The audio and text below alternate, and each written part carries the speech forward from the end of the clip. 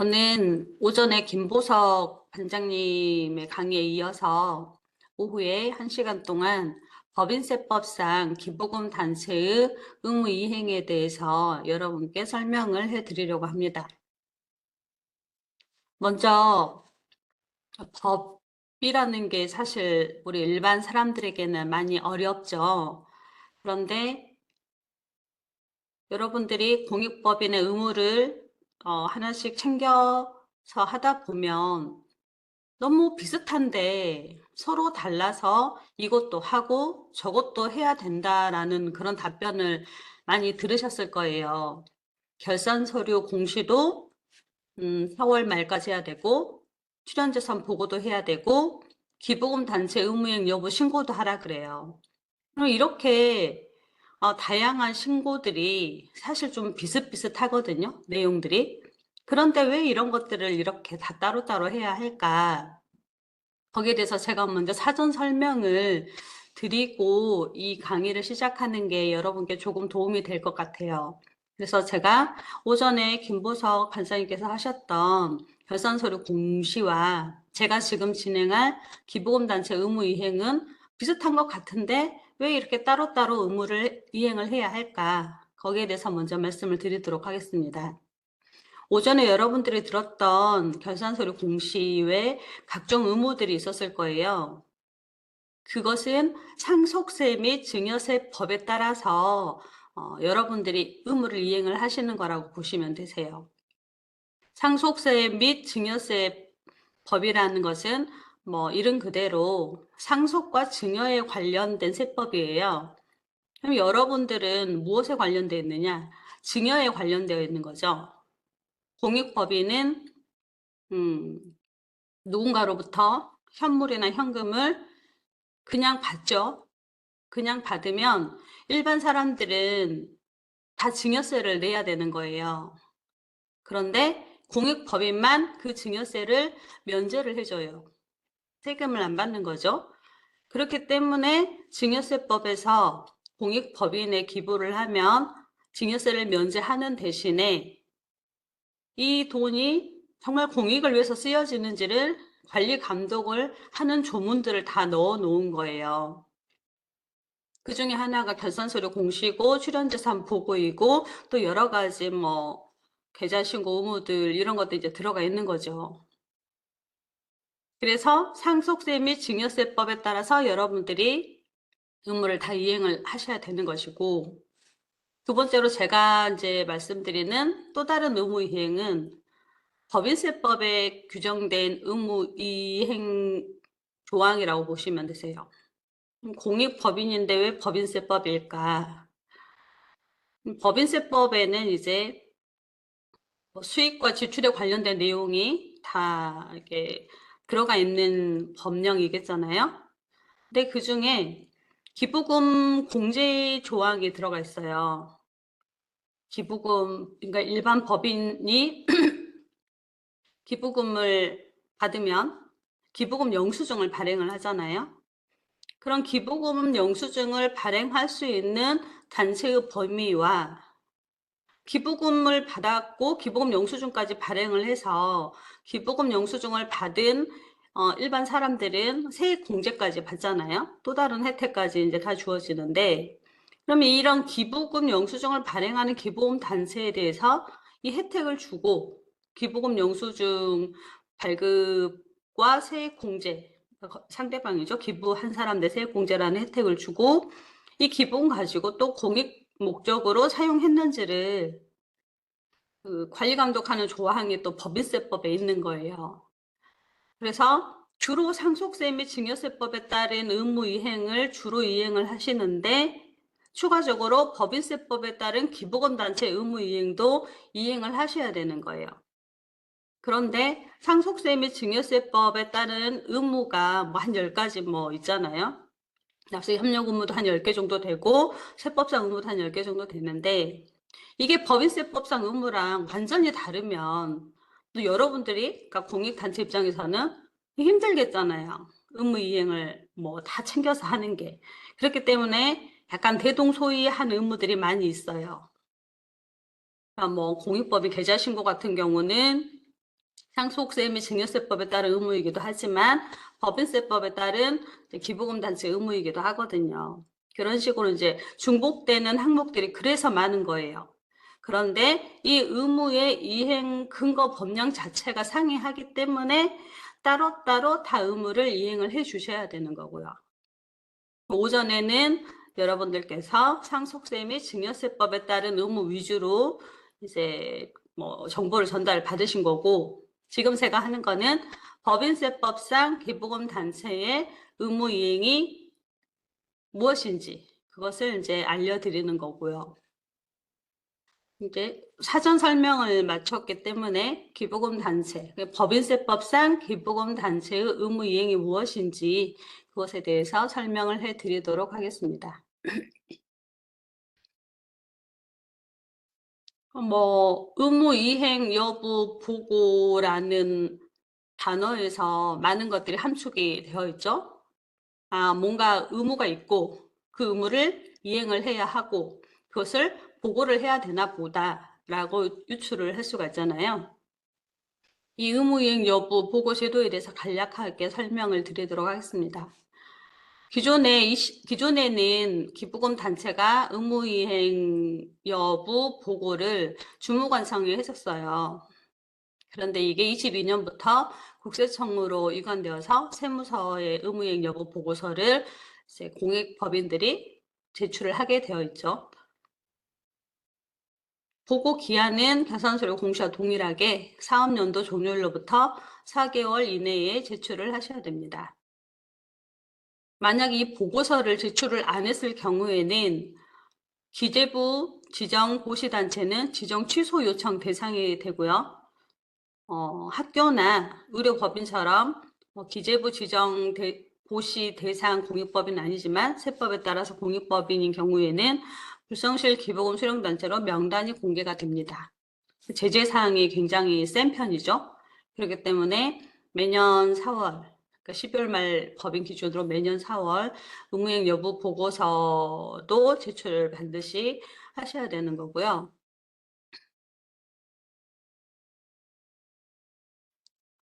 기부금 단체의 범위는 이제 여러분들은 다 일반 지정 기부금 단체이기 때문에 이건 좀 넘어가도록 하고요. 의무이행 여부 보고 대상 사업연도인데 좀 전에 설명드렸던 것처럼 12월 결산법인은 4월 말까지 사업연도 종료일로부터 4개월 이내에 해야 하니까요. 2월 결산법인은 이제 사업연도 종료일이 2월 말이기 때문에 6월 말까지 의무이행 여부 보고를 하시면 되는 것입니다. 이 의무이행 여부 점검 절차인데 이건 뭐 기존에 뭐 주무관청에다가 보고하고 뭐 국세청을 통해서 뭐 지정 취소 고시되는 이런 복잡한 단계가 있었는데 22년부터는 국세청에서 의무이행 점검을 하기 때문에 뭐 그런 게 뭐 간략하게 되었다 뭐 이런 것을 알려주는 그런 거고요. 그럼 큰 뭐 중요한 정보는 아니니까 넘어가도록 할게요. 그럼 보고 대상이 어떤 단체이냐? 의무이행 여부 보고 대상은 종교 법인을 제외한 일반 기부금 단체는 모두 대상이 되는 것입니다. 그러면 기부금 단체는 우리가 기획재정부에서 지정 고시한 단체가 있고 그렇지 않고 세법에 따라서 당연하게 공익법인이 되는 단체들이 있죠. 그 단체에 대한 구분을 잠깐 살펴보고 넘어가도록 하겠습니다. 당연 일반 기부금 단체는 사회복지법인, 어린이집, 유치원, 학교, 평생교육시설, 의료법인들이 있습니다. 기재부 지정 일반 기부금 단체는 민법에 따라서 주무관청의 허가를 받아 설립된 비영리 법인이나 사회적 협동조합 이런 이제 단체들이 국세청에 지정 추천을 신청하죠. 내가 기부금을 받을 수 있는 단체가 될 수 있도록 고시를 해달라라는 어떤 내용의 지정 추천 신청을 하면 기재부에서 지정 추천 요건을 검토를 한 다음에 맞으면 기부금 단체로 고시를 하죠. 매 분기별로. 그러면 이 기부금 단체 구분이 왜 중요하냐면 이 의무이행 여부 보고서를 제출하지 않았을 때 제재사항이 있었잖아요. 그때 이제 첫 번째 당연 일반 기부금 단체는 불성실 기부금 수령 단체로 명단 공개가 되는 것이고, 두 번째 기재부 지정 일반 기부금 단체는 기재부에서 지정 취소를 하는 거죠. 의무행 여부 보고서 제출을 안 했을 경우에. 이게 매우 중요한 의무이기 때문에 꼭 챙겨서 하시도록 해야 되는 거고요. 당연 일반 기부금 단체의 그 박스의 맨 마지막 줄을 보시면 어린이집과 유치원은 23년부터는 기부금 수령액이 없는 경우에는 보고를 하지 않아도 됩니다. 그 외에는 기부금 수령액이 있든 없든 다 보고를 하셔야 돼요. 의무이행 여부 보고서 서식입니다. 이 가나, 다라, 마바, 사, 카까지 해서 공익법인들이 지켜야 될 의무가 기재가 되어 있고요. 맨 오른쪽에 이 의무를 이행을 했는지 여부를 공익법인이 스스로 점검하고 그 결과를 여부로 적게 되어 있는 서식 자체는 좀 간단합니다. 각 항목에 대한 의무는 차후에 살펴볼 거고요. 서식을 또 이어서 살펴보도록 하겠습니다. 의무이행 여부 보고서 일괄 제출 총괄표가 부표로 있는데요. 이거는 모든 단체가 쓰는 서식은 아니고 학교 법인만 쓸 수 있는 서식입니다. 왜냐하면 원래 의무이행 보고 대상자가 학교잖아요, 학교. 그런데 학교가 보통 학교 법인이 설립이 되고 그 학교 법인의 지점으로 중학교, 고등학교, 대학교가 이렇게 있는 경우가 많아요. 그러면 사실상 일종의 하나의 그룹이잖아요. 학교 법인 아래 중학교, 고등학교, 대학교가 있는 거니까. 그런데 이 학교가 의무이행여부 보고 대상이다 보니 중학교 따로, 고등학교 따로, 대학교 따로 이렇게 보고서를 제출을 기존에는 했어요. 근데 학교 같은 경우는 그런 특수성이 있기 때문에 학교 법인에서 소속 학교를 한 번에 할 수 있게끔 저희가 서식을 개정을 한 거죠. 그래서 2022년부터는 학교 법인만 해당 소속 학교에 대해서 의무이행 여부 보고서를 제출할 때 각 학교별로 하지 않고 일괄 제출자인 학교 법인이 각 학교별 의무이행 여부 명세를 총괄표로 해서 제출을 할 수가 있는 겁니다. 가끔씩 이 서식을 무슨 사회복지법인이나 병원에서 쓰기도 하는데 이건 학교 법인만 쓸 수 있는 총괄표예요. 그러니까 다른 단체는 이 서식을 쓰지 않도록 유의하시기 바랍니다. 여기 인적사항을 보면 일괄 제출자 인적사항 보면 학교 법인명 이렇게 되어 있잖아요. 학교만 쓰게 되어 있기 때문에 학교 법인명이라고 아예 적어 놓은 거예요. 서식을 여기까지 살펴보도록 하고요. 이 서식을 이제 전자신고를 할 수가 있죠. 홈택스에서 의무이행 여부 보고서를 어떻게 전자신고할 수 있는지 경로를 만들어 놓은 거고요. 캡처해서. 이거는 조금 있다가 제가 홈페이지에서 실제로 한번 경로를 알려드리도록 하겠습니다.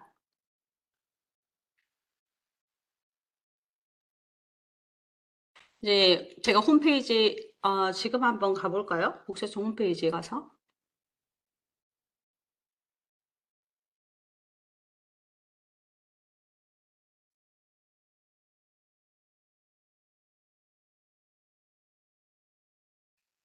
복세청 사이트와 홈택스 사이트가 다르죠? 홈택스 사이트를 들어가 보도록 하겠습니다. 홈택스 사이트에 들어왔어요. 그러면은 여기 이제 메인 메뉴 있죠? 메인 메뉴의 가운데쯤에 보면 여기 공익법인 있습니다. 공익법인을 누르시면은 쭉 밑에 공익법인 보고서 제출 공시에 관련된 내용 있죠? 여기 쭉 오른쪽에 가보시면 출연재산 및 의무이행 보고가 있죠? 여기를 누르시면은 맨 마지막 세 번째군요.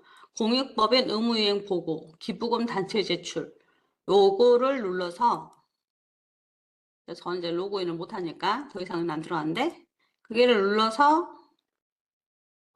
의무이행 여부 보고를 할 수 있는 전자신고 화면으로 들어가면 됩니다.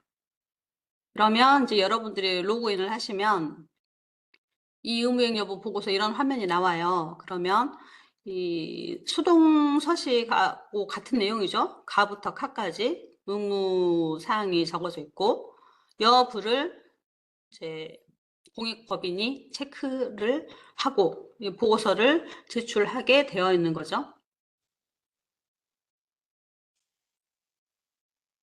이제 다 제출하면 접수증이 나오는 거고요. 그러면 이제 이 제가 처음에 서식에서 보여드렸던 이 가부터 카까지 의무 사항을 하나씩 살펴보도록 하겠습니다. 이게 이렇게 제가 정리를 해놓기는 했는데, 어쨌든 여러분들은 뭐 홈택스 같은 것을 보면은 이게 더 편할 것 같아요. 여기에 나와 있는 문구대로 설명을 해드리는 게 조금 더 편할 것 같으니까, 이 내용을, 서식을 보고 설명을 해드리도록 하겠습니다. 이 서식 글씨 의무 잘 보이죠?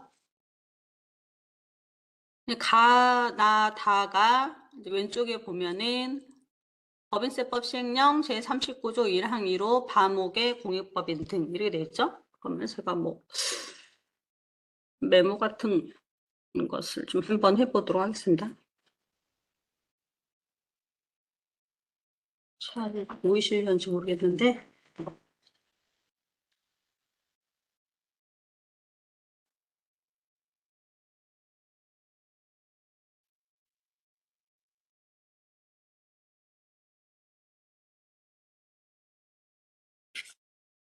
잘 안 되네요. 여기에 태블릿이 있어가지고 제가 좀 밑줄 좀 그어보면서 하려고 했더니 이렇게 제가 쓸 줄 몰라가지고 잘 안 되네요. 그냥 여기 이렇게 뭐 마우스 포인터로 제가 좀 필요한 부분을 좀 짚어드리도록 할게요. 이 지금 보면 가부터 카까지 쭉 의무가 있는데 왼쪽에 보면 이게 두 칸으로 나뉘어 있어요. 보면 가나 다는 범세법 시행령 39조 다른 화면이 나와요? 원장 조회하면 이게 뭐죠? 잠시만요.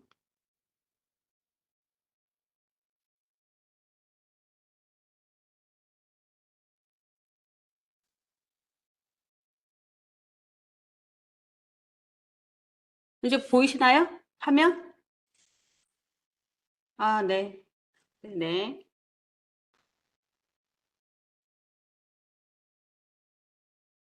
이 가부터 카까지의 이 의무가 여러분이 홈택스로 전자신고를 하게 되면은 이제 이렇게 똑같이 나오는 거예요. 똑같이 나오고 여부를 이제 확인을 하면 되는데 이 가부터 다까지는 법인세법 시행령 39조 1항 1호 반목의 공익법인 등 이렇게 되어 있잖아요. 이 39조 1항 1호 반목의 공익법인 등이 뭐냐면 기재부 지정 고시 기부금 단체를 의미를 해요. 그리고 라부터 카까지는 법인세법 시행령 39조 1항 1호 가목부터 라목까지 및 반목의 공익법인들. 그러니까 1호 가부터 라목까지가 아까 처음 설명드렸던 사회복지법인, 뭐 학교, 의료법인 뭐 이런 당연 기부금 단체. 그리고 위에 그 반목 똑같죠? 반목. 그러니까 라부터 카까지는 당연 기부금 단체 및 기재부 지정 고시 기부금 단체가 다 써야 되는 거예요. 라부터 카까지는. 근데 이 7번의 가나다는 이 39조 1항 1호 반목 기재부 지정 고시 단체만 가나다를 추가로 쓰는 거예요. 그러면은 이제 여러분들은 이제 기재부 지정고시 기부금 단체라고 가정을 하고 제가 가부터 까까지 설명을 드리도록 할게요. 정관의 내용상 수입을 회원의 이익이 아닌 공익을 위하여 사용하도록 되어 있고 사업의 직접 수혜자가 불특정 다수일 것. 이거는 이제 정관의 목적 사업이나 뭐 사업 계획 이런 조항들 있죠. 그 조항들에 이렇게 공익과 특정 수혜자를 이렇게 나타내는 불특정 다수라는 그런 내용들이 이제 뭐 반드시 조문에 명시까지는 되어 있지 않지만은 누가 봐도 이 목적 사업들이 공익을 위한 거다. 그리고 수혜자가 특정되지 않은 불특정 다수이다. 라는 이제 정도의 이제 정관 내용이 구성이 되어 있어야 된다. 이것을 이제 얘기를 하는 거고요. 근데 우리 공익단체 정관을 봤더니 뭐 그렇다. 뭐 특별히 뭐 회원의 이익을 위하여 쓴다라는 문구도 없고 뭐 수혜자는 누구누구로 한다라는 그런 특정인을 지칭하는 그런 문구도 없더라. 그러면 이제 나는 의무를 이행을 한 거죠. 그래서 의무 이행 여부에 열을 쓰시면 되는 겁니다. 아까 전자신고에는 열을 체크를 하면 되는 거죠.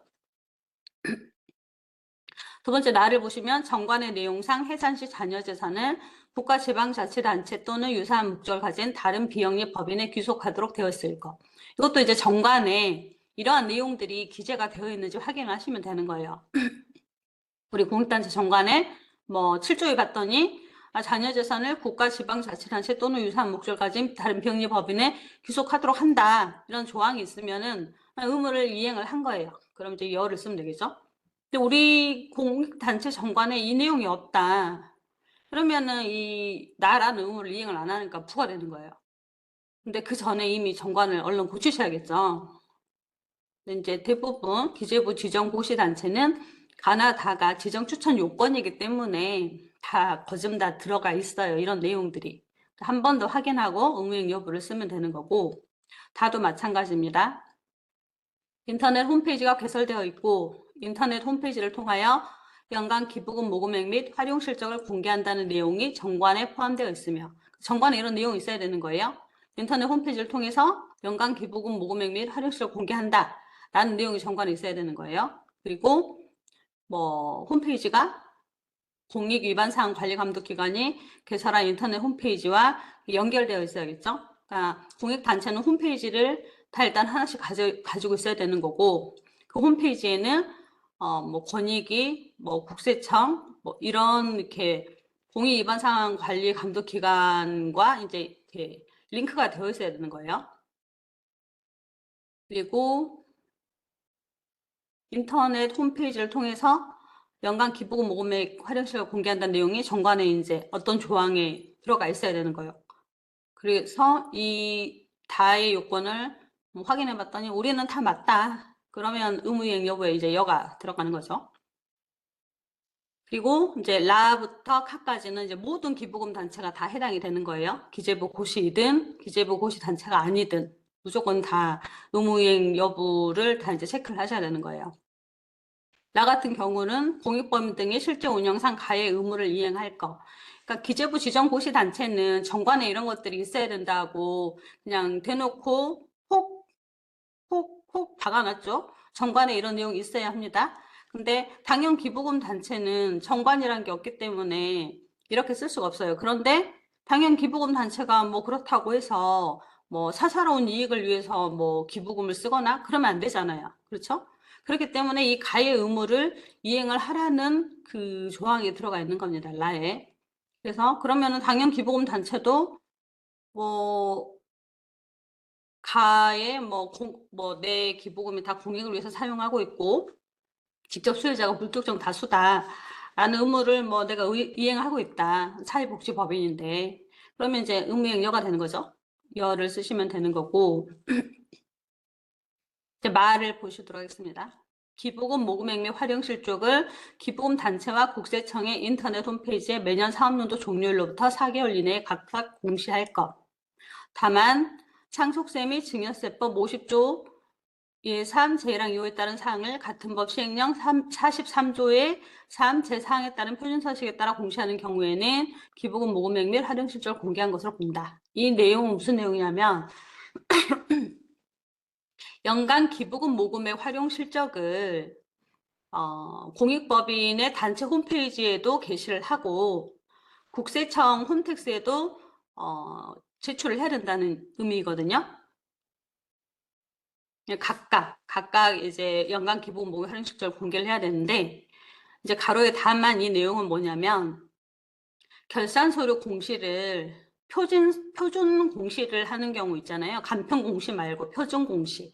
표준 공시 서식 안에 연간 기부금 모금의 활용 실적이라는 서식이 있거든요. 그래서 표준 서식으로 공시를 하는 그런 공익법인은 그냥 공익법인 홈페이지와 국세청 홈페이지에 각각 공개해야 되는데 이것을 다 한글로 보겠다 이거예요. 그러니까 좀 편하겠죠? 결산 서류를 표준 서식으로 공시하면 표준 공시를 하면은 기부금 모금 활용 실적을 뭐 별도로 내 홈페이지에 공개를 안 해도 되는 겁니다. 그런데 표준 공시만 공개한 것으로 보기 때문에 내 단체가 자산이 5억 원이 안 되고 그래서 간편 공시를 했어요. 간편 공시를 했으면은 이 기부금 모금의 활용 실적을 각각 공개를 별도로 해 주셔야 되는 겁니다. 그래서 이제 이런 의무를 내가 다 이행했다. 나는 4월 달에 표준 소식으로 결산서류 공시를 다 했다. 그러면 이제 의무이행 여부 예여가 되겠죠? 바의 항목도. 바의 항목을 보도록 하겠습니다. 해당 공익법인 등의 명의 또는 그 대표자의 명의로 특정 정당 또는 특정인에 대한 공직선거법 58조 1항에 따른 선거운동을 한 것으로 권한 있는 기관이 확인한 사실이 없을 것. 이거는 이제 그 공익법인 명의나 그 대표자 명의로 선거운동을 하지 말라는 의미죠. 공익법인은 선거운동을 이제 하지 말라고 되어 있기 때문에 하시면 안 되는 겁니다.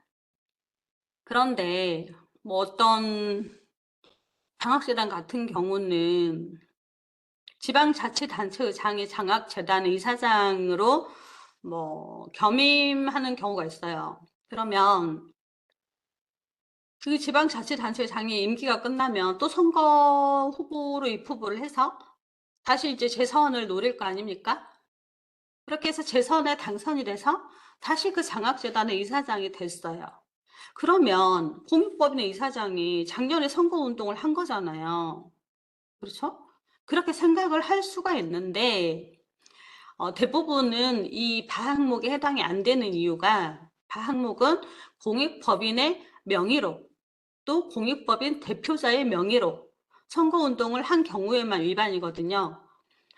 좀 전에 제가 예시로 들렸던 그런 장학재단의 지방자치단체장이 재선에 대한 선거운동을 할 때 나는 뭐 가나다 장학재단의 대표로서 이런 정책을 발의하고 그래서 나를 찍어달라. 이런 식으로 선거운동을 한 경우에만 위반인 거예요. 이 공익법인 명의로 또 공익법인의 대표자의 명의로 선거운동을 한 경우에. 근데 이제 대부분은 사실 그렇게 하진 않죠. 공익법인이 그렇게 영향력 있는 법인도 대부분은 아닐 거니까. 그래서 대부분의 좀 전에 예를 들어서 다시 설명을 해보자면 그 지자체장이 땡땡당 누구는 그러니까 땡땡당인 나는 이번에 또 시선을 나왔고 이러이러했으니 날 찍어달라 이렇게 선거운동을 대부분 하잖아요. 그렇게 개인의 명의로 한 것은 이제 바목을 위반한 것은 아니다 이 말이죠. 그런데 땡땡 장학회 가나다 장학회는 땡땡 후보를 지지합니다. 이런 플랜카드를 막 써서 갖다 붙이고 그 앞에서 이 후보를 찍어줍시다. 땡땡 장학회가 지지합니다. 이런 식으로 선거운동을 한 게 있다. 그러면 그것은 그 땡땡 장학회 명의로 선거운동을 한 거잖아요. 그런 경우에는 이제 반목 위반이 되는 거죠. 그런데 또 그렇게 선거운동을 했을지라도 그것을 권한 있는 기관이 확인을 해줘야 되거든요. 보통 이제 선관위에서 선거법 위반이나 이런 걸로 이제 확인까지 되었을 때 그때 이제 반목은 의무 이행 여부에 부가 들어가는 건데 이제 그런 사례는 제가 보기엔 지금까지 거의는 없었던 것 같고 그래서 이제 반목에는 이제 우리 단체 이름으로 선거운동을 했는지 여부를 이제 의무를 확인을 하시면 되는 거고 그러면 가끔씩 이런 단체들이 있어요. 반목에 이 권한 있는 기관이 확인한 사실이 없을 것이라는 단서까지 충족을 해야 되기 때문에 뭐 선관위에 걸리지만 않으면 되겠지 하면서 공익법인의 명의로 선거운동을 하는 경우가 간혹 있거든요. 이건 뭐 땡땡 장학회는 뭐 무슨 당 누구를 뭐 지지하고 후원합니다 하면서 플랜카드 막 걸어놓고 뭐 인터뷰하고 뭐 기사에 뜨고 뭐 이런 단체들이 있어요. 그런 단체들은 뭐 선관위에서 뭐 너는 선거운동 선거법을 위반했어 뭐라고 확인을 해주지 않는 이상 다의 의무를 위반한 건 아니겠죠. 근데 그런 단체는 언제 문제가 되냐면 재지정을 받을 때 문제가 돼요. 지정 추천의 요건에는 바랑 같은 요건이 들어가 있는데 거기에는 권한 있는 기관이 확인한 사실이 없을 것이라는 문구 자체가 없어요. 그러니까 재지정 추천할 때 해당 공익법인 등의 명의 또는 그 대표자의 명의로 특정 정당 또는 특정인에 대한 공직선거법 58조 1항에 따른 선거운동을 한 사실이 없을 것. 그게 이제 지정 추천 요건이거든요. 근데 좀 전에 이제 예시로 설명드린 그 땡땡 장학회가 선관위에서 확인은 안 해줬지만은 뭐 땡땡 장학회 명의로 뭐 선거운동을 한 사실 있으면 재지정 때는 이게 문제가 돼서 지정 추천이 안 되는 거죠. 그렇기 때문에 그냥 공익법인은 그냥 공익법인 이름으로 절대 선거운동을 하면 안 된다라고 그냥 생각을 하시고 그렇게 쭉 공익활동을 이어나가시면 되겠습니다. 사를 설명을 드릴게요. 수익 사업의 지출을 제외한 지출액의 100분의 80 이상을 직접 고유 목적 사업에 지출할 것. 그러니까 뭐 수익 사업 하시는 공익단체가 좀 있죠? 그런 경우에는 그 수익 사업 지출분을 제외한 지출. 그러면 이제 공익 목적 지출이겠잖아요. 공익 목적 지출. 근데 그것을 직접 고유 목적 사업에 지출할 것. 아니, 왜 이런 조항이 있지? 왜냐하면 너무 당연하잖아요. 수익 사업의 지출을 제외한 지출이면은 공익 사업의 지출일 건데, 공익 사업의 지출의 80% 이상을 고유 목적 사업에 지출해라 이렇게 되어 있네. 혹자가 보기에는 너무 당연한 것을 왜 의무라고 해놨을까라고 생각을 할 수도 있는데, 간혹 그 직접 공익 목적에 사용하지 않고 뭐 유용을 한달지, 그러니까 공익 목적이 아닌 뭐 약간 결과적으로 여기는 이제 공익단체가 정상적인 공익단체가 아닌 거겠죠. 대표자의 뭐 사적인 목적으로 공익사업 지출액을 이렇게 위장해가지고 대표자의 사적 지출을 한달지 뭐 이런 것들 그런 사항들이 있으면 이제 사 항목을 위반을 하는 거예요. 근데 보통의 정상적인 공익사업을 하는 공익단체들은 사 항목을 위반할 여지는 거의 없죠. 어쨌든 공익 지출액의 80% 이상을 고유 목적 사업에 지출해야 된다. 내가 그렇게 했다. 우리 단체가 그렇게 했다. 그러면 이제 열어 쓰시면 되는 것이고 같은 경우는 사업연도 종료일 기준으로 최근 2년 동안 고유 목적 사업에 지출 내역이 있을 것. 종종 조금 소규모 단체 같은 경우에는 그냥 고유 목적 사업 지출 자체를 안 하는 경우들이 있어요. 결산서를 공시 같은 걸 보면은 고유 목적 사업 지출 비용을 막 영원으로 하고 인건비만 겨우 이렇게 지출을 하는 그런 데가 있는데 그런 데는 사실 공익법인으로 볼 수가 없죠. 공익활동을 하지 않는데 어떻게 공익법인으로 보겠어요? 그렇기 때문에 그런 단체들을 걸러내기 위해서 항목이 있는 것이고 이제 뭐 정상적으로 매년 공익 목적 사업을 이제 영위하고 있는 공익법인들은 또 해당 사항이 없겠죠. 당연히 의무를 이제 이행을 한 것이 될 것이고 이렇게 매년 고유 목적 사업에 지출했다. 그러면 의무 이행 여부에 여를 쓰시면 되겠습니다. 자 항목을 보시면 전용 계좌를 개설하여 사용할 것 되어 있죠. 공익 사업의 수익과 지출에 관련된 어떤 거래는 공익법인 전용 계좌를 사용을 해야 됩니다. 공익법인 전용 계좌를 개설해서 사용하고 신고 의무까지 있어요. 상증세법 가면 여기에는 신고 의무까지는 안 들어가 있는데 상증세법에 가면 신고 의무까지 들어가 있기 때문에 개설해서 사용하고 그 개설을 하면 바로 국세청 홈택스를 통해서 전용 계좌를 신고를 하시면 됩니다. 근데 이제 내가 하고 있다 그러면 의무이행 여부 이제 열을 쓰시면 되는 거죠. 차 항목을 보도록 하겠습니다. 뭐 여러 가지 법정이 나와서 되게 복잡하죠. 상속세 및 증여세법 50조의 3 제1항 1호부터 4호까지의 서류 등을 해당 공익법인 등과 국세청의 인터넷 홈페이지를 통하여 공시할 것. 상속세 및 증여세법 시행령 43조의 3 제2항에 따른 공익법인 등은 제외. 이거는 복잡하니까 제가 정리해둔 자료를 좀 보고 설명을 드릴게요.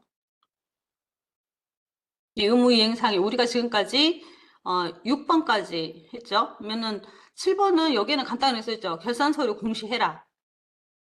결산서류 공시가 7번의 의무입니다. 결산서류 공시가 7번의 의무인데 이렇게 복잡하게 써놓은 거예요. 법령 따져가지고 7번은 결산서 공시를 하면 되고 그러면 상속세 및 증여세법 시행령 43조의 3의 제2항에 따른 공익법 등 제외. 어떤 공익법이 제외가 되는 거냐? 여기는 이제 간편공시 대상이 제외라고 보시면 되세요. 간편공시 대상을 제외한 기부단체는 결산서류를 공시해라. 이런 의무거든요. 결산서류 공시했으면 이제 열을 쓰면 되는데 그러면 간편공시는 뭐 제외라고 되어 있으니까 그러면 간편공시 대상은 그냥 결산서류 공시를 안 해도 되나 보다 이렇게 생각하시면 안 되죠. 여기에서는 이제 의무가 제외됐지만 간편공시 대상이 그렇지만 상속세 및 증여세법에 가면은 간편공시 대상도 결산서류 공시를 하게 됐죠. 안 하면 이제 가산세를 부과를 하게 되어 있기 때문에 그냥 차 항목도 뭐 제외라는 뭐 이렇게 막 써 있지만 그냥 다 결산서류를 공시를 해야 된다라고 생각을 하시면 되세요. 그래서 이제 저희가 강의용으로 정리한 자료에 보면은 뭐 제외하는 단체 그런 거 안 써놨잖아요. 결산서류 등 공시 그냥 이렇게만 써놨잖아요. 그 이유가 어차피 간편공시 대상도 그냥 공시를 안 하면 상정세법에 따라서 가산세라는 가산세 부과라는 분력이 있기 때문에 그냥 결산서류 공시 의무다라고 이제 그 간략하게 정리를 해놓은 거고 차 항목도 그냥 기부금 자체 그냥 다 공시를 해야 되나 보다 이렇게 생각하시고 의무를 이행을 하시면 아무 문제가 없겠습니다. 그래서 이제 공시까지 했어요. 그러면은 여기다 또 열을 쓰면 되겠죠. 마지막 카 항목 보도록 하겠습니다. 카 항목은 이게 또 되게 법령이 복잡하게 되어 있는데 우리 외부 회계 감사 대상 법인 있잖아요. 자산 100억, 뭐 또 수익금액, 출연금액 합쳐가지고 뭐 30억, 뭐 출연금액 20억인가, 뭐 그 외부 회계 감사 대상을 무조건 받아야 되는 그런 공익법인들 있잖아요. 그런 공익법인들은 외부 회계 감사의 의무를 이행해라라는 그 항목입니다. 그래서 내가 외부 회계 감사 대상이다. 우리 공익법인이. 근데 외부 회계 감사를 받아가지고 결산서 공시에 부속서류로 제출했다. 그러면 이제 의무를 이행한 거니까 열하고 쓰는 것이고 나는 외부 회계 감사 대상이 아니다. 우리 공익법인은 규모가 그렇게 크지 않아서 외부 회계 감사 대상을 안 받아도 되는 공익법인인데 그럼 여기에 열을 써야 되나 불을 써야 되나 고민이 되실 수도 있잖아요. 그때는 그냥 열을 쓰면 되는 겁니다. 의무이행 불을 쓰면은 내가 의무를 이행을 안 했다라고 보고를 하는 거기 때문에 내가 이 의무의 그 대상이 아닌 경우에도 이행을 한 것으로 봐서 열을 쓰시면 되겠고요. 그렇게 해서 의무이행 여부 보고 내용을 스스로 점검해서 그 결과를 이제 여부로 제출을 하시면 되겠습니다. 이렇게요. 그래서 보고서 제출하기 이거 누르면 이제 끝이 나는 거죠. 옆에 써있죠. 여부를 이제 공익법인 스스로 체크해서 제출하게 돼 있는데 한 개라도 부가 있는 경우에 지정 취소 명단 공개 등 제재 사항을 했죠. 그래서 예외 뭐 내가 이 의무를 이행하는 대상이 아닌 경우에도 부를 하시면 안 되고 다열을 하셔야 되는 겁니다. 이 의무이행의 항목까지 제가 설명을 드렸고요. 이게 정관에 포함된 내용도 아까 가나다를 통해서 다 봤죠? 이거 항목을 다 설명을 해드렸고요. 이제 제재사항에 대해서 한 번 더 알려드리도록 하겠습니다. 제가 처음에 법인세법상 기부금 단체의 의무사항을 설명을 하면서 의무 이행 여부 보고서를 제출을 안 하면 지정 취소가 되거나 명단 공개가 되니 그 보고서 제출을 꼭 잘 해야 합니다. 라고 처음에 설명을 드렸죠. 그러면 지정 취소와 명단 공개가 될 수 있는 사유는 그거 하나만 있느냐? 그렇지가 않아요. 좀 여러 가지가 있죠. 첫 번째로 지정 취소 먼저 살펴보면 상증세법상 의무 불이행으로 1천만 원 이상 추징된 법인 그리고 공익 목적 위반, 의무사항 위반, 의무이행 여부 미보고. 인 법인도 지정 취소 대상이죠. 제가 맨 처음 설명드렸던 의무이행 여부 보고서를 제출을 안 하시면 지정 취소가 됩니다라는 게 의무이행 여부 미보고 조건을 충족하는 것이 되는 것이고, 뭐 제출만 하면 되느냐, 그렇지 않아요. 의무사항을 위반했어요. 제출했는데 의무사항을 위반해가지고 제출을 했어요. 그러면은 그것도 지정 취소 대상이 되는 겁니다. 그리고 뭐 공익 목적을 위반했어요. 공익을 위해서 써야 되고 불특정 다수한테 혜택이 돌아가게 해야 되는데 뭐 내 자식한테만 뭐 장학금을 줬어요. 그러면 공익 목적 위반이죠. 그런 경우에도 지정 취소 대상이 되는 거예요. 세 번째로 불성실 기부금 수령 단체로 명단이 공개된 경우. 이제 명단 공개는 아까 당연 공익법인만 된다고 했는데 왜 또 지정 취소 요건에 이게 나와 있지? 라고 이제 생각을 하실 수 있을 건데, 제가 지금 설명드리는 이 의무는 법인세법상 의무라고 제가 말씀을 드렸잖아요.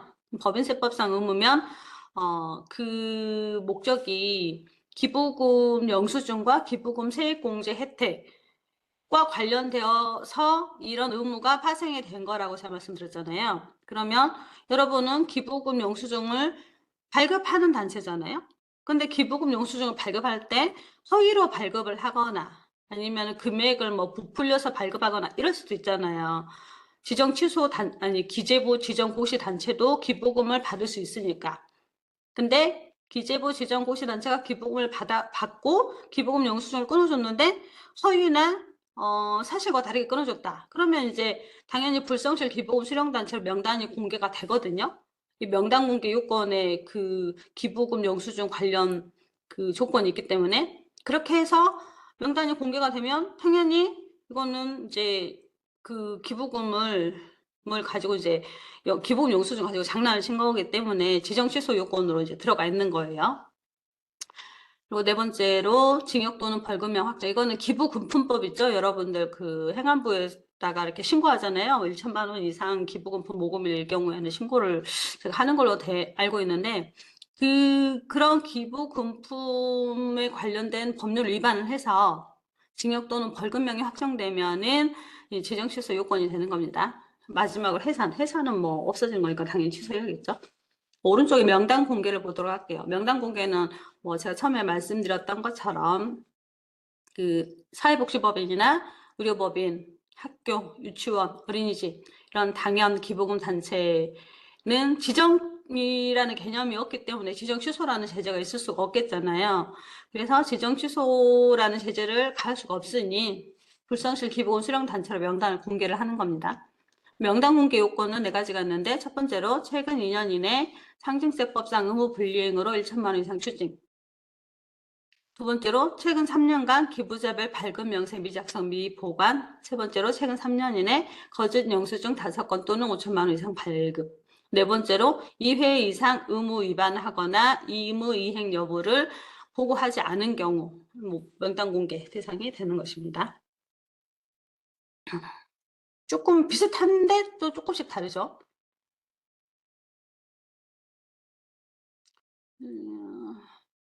자주 묻는 사항 답변 중에서 어차피 교재에 있으니까 간단한 내용들은 넘어가고 중요한 내용 위주로 알려드리도록 하겠습니다. 4번 한번 보시죠.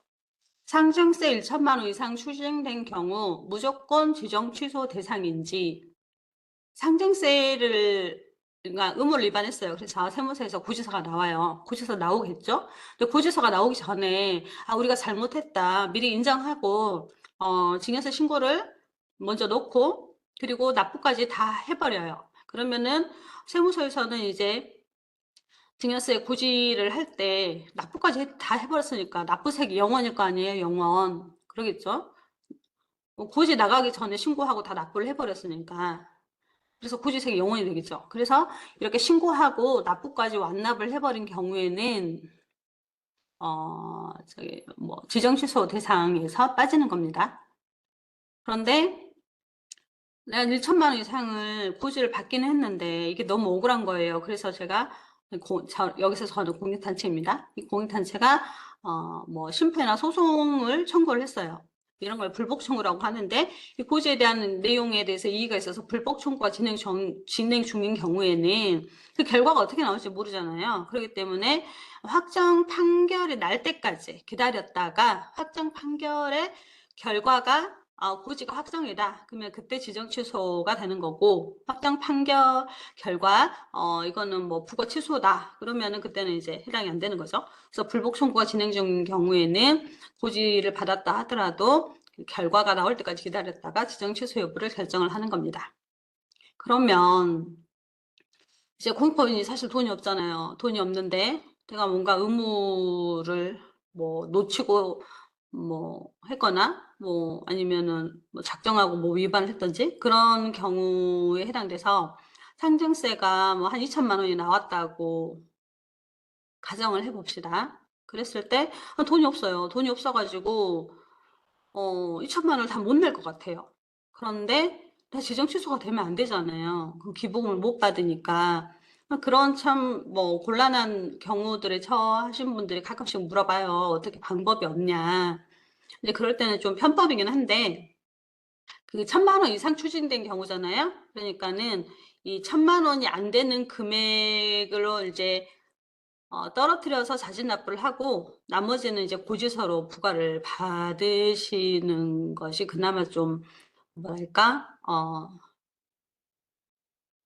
좀 영리한 거죠. 그러니까 좀 전의 경우처럼 2천만 원을 내가 내야 되게 생겼어. 그런데 돈이 2천만 원은 다 없다. 그랬을 때 그냥 한 100만 원을 이제 자진 납부를 해 놓으면 900만 원만 고지가 되겠잖아요. 납부 안 한 것만 이제 고지서가 나갈 거니까. 그러면 1천만 원 이상 추징된 경우는 아니잖아요. 1천만 원 미만 추징이니까. 그런 경우에 이제 지정 취소 때 증서 빠지겠죠. 좀 그렇게 이제 사실은 이런 내용들은 뭐 제가 좀 이렇게 알려드릴 그럴 내용은 아닌데 공익법인이 항상 돈이 없잖아요. 뭐 우리 사회가 기부를 뭐 이렇게 뭐 크게 뭉텅뭉텅 하는 그런 사회도 아니고 그래서 늘 돈이 쪼들리는데 가끔씩 이렇게 몰라가지고 고지를 받는 경우들이 있거든요. 그래서 좀 안타까운 그런 사례들을 제가 좀 봐가지고 뭐 이런 내용을 좀 뭐 몰래 알려드리는 거예요. 이거 뭐 여기저기 소문은 퍼뜨리지 마시고 교육 들으신 분만 이렇게 꿀팁으로 가져가시면 되겠습니다. 그리고 나머지는 그냥 답변을 쭉 읽어보시면 될 것 같고, 지정 취소 확정 여부 확인 방법은 8번을 한번 보죠. 지정 취소는 내가 나는 의무를 위반 안 했다고 생각했는데 세무서에서는 의무를 위반했다고 볼 수도 있는 거잖아요. 그러면 서로 이게 뭐 맞네 안 맞네 이것을 확인을 해야 될 거 아니에요. 그래서 지정 취소 대상이 되면 그냥 무조건 취소가 확 되는 게 아니라 세무서에서 지정 취소 대상인데 그래서 우리가 보기에도 너네가 이러이러한 의무를 위반을 했는데 그게 맞니? 라는 통지를 보내게 돼 있어요. 그 통지를 받아서 보고 이게 뭐 아니다. 사실과 다르다 하면은 그런 내용을 소명을 하면 되고 이거 어머 그렇잖아. 이게 우리 의무 위반이 맞네. 라고 이제 인정을 하면 이제 지정 취소 요청을 저희가 이제 국세청에서 기재부에 요청을 하는 건데 그러면 이제 뭐 사전 통지도 하고 뭐 나는 소명도 했어요. 근데 내 소명이 어떻게 받아들여졌는지 모르겠어. 그래서 내가 지정 취소가 됐을까 안 됐을까 잘 모르잖아요. 근데 이제 이게 뭐 취소를 저희가 이제 되면은 안내를 해드리기는 하는데 이게 의무는 아니어가지고 종종 누락이 되기도 하고 그리고 저희가 이제 안내문을 보내는 시간들이 걸리잖아요. 나는 지금 당장 확인하고 싶은데 그럴 때는 기획재정부 홈페이지에서 확인을 하시면 되세요. 기획재정부 홈페이지에서는 이제 분기 말에 항상 그 지정 고시를 고시하면서 지정 취소가 있는 경우 지정 취소도 같이 고시를 하거든요.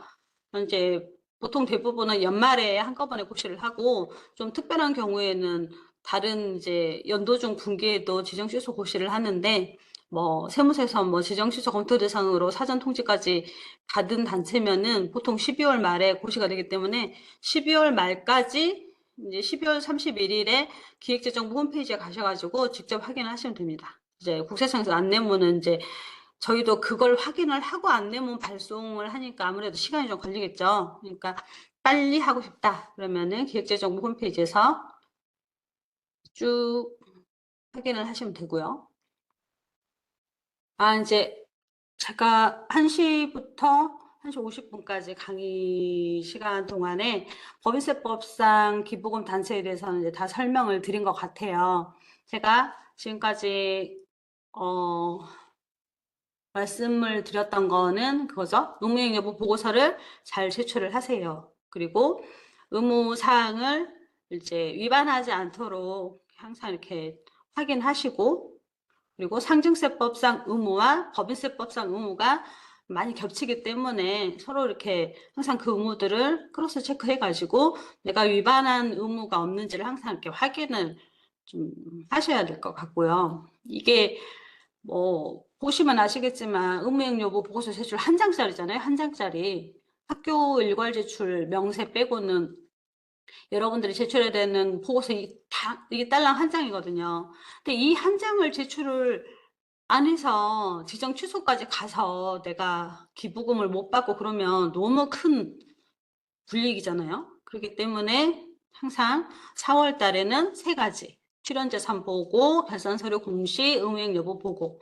항상 이렇게 잊지 말고 꼭 제출을 해 주시기를 바랍니다. 이상으로 강의를 마치도록 하겠습니다. 혹시 부족한 점이 있으셨을 것 같은데, 제가 설명을 이제 시간 관계상 이렇게 좀 빠르게 스킵했던 거나 이런 것들에 대해서 좀 자세히 알고 싶으시면 어디로 제가 자세히 알고 싶으시면 어디로 가서 확인을 하시면 되냐면, 좀 전에 국세청 홈택스 화면 알려드렸잖아요. 이 홈택스 화면 말고 국세청의 누리집이 따로 있거든요. 국세청으로 검색하면 국세청 사이트가 따로 나오죠. 그러면은 국세청 사이트가 이렇게 뜨거든요. 이렇게 뜨면은 여기에 국세신고 안내 보이시죠? 국세신고 안내로 가셔가지고 저 밑에 법인신고 안내, 이 법인신고 안내에서 또 밑으로 내려가면 공익법인이 있어요. 이 공익법인을 이렇게 눌러보시면 왼쪽에 공익법인에 대한 거의 모든 자료가 다 들어가 있습니다. 여기 공익법인이 도대체 무엇이냐, 또 세제 혜택은 뭐가 있냐, 또 상증법상 의무는 뭐냐, 또 보고서는 어떻게 제출하냐, 이런 내용들이 다 여기에 들어있기 때문에 항상 전화 연결이 잘 안 되잖아요. 국세청이 이제 세무서도 바쁘고. 그래서 내가 이렇게 홈페이지를 통해서 좀 제대로 알아보고 싶다 할 때는 국세청 홈페이지를 들어가셔가지고 국세신고 안내에서 공익법인을 찾으셔가지고 여기에서 일단 확인을 먼저 해보시는 게 좀 더 편하실 것 같아요. 그리고 또 궁금하신 게 있으시면은 관할세무서나 126번으로 문의를 하시면 되겠습니다. 이상입니다. 이상으로 강의를 이제 마칠 거고요. 잘 들어주셔서 감사합니다.